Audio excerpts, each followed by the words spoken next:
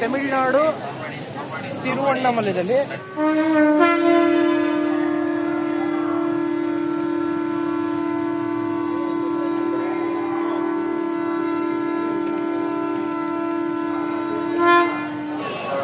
Hello friends, ಇವತ್ತು ನಾನು ನನ್ನ ಪ್ರೀತಿಯ ನನ್ನ ಕುಚಿಕೋ ಗೆಳೆಯ ಕುಮಾರ್ ತಿರುವಣ್ಣಾಮಲೈ ಟೆಂಪಲ್ ಅಲ್ಲಿದ್ದೀರಿ.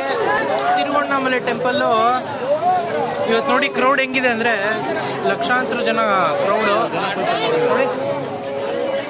ತೋರ್ಸ್ ಕುಮಾರ್.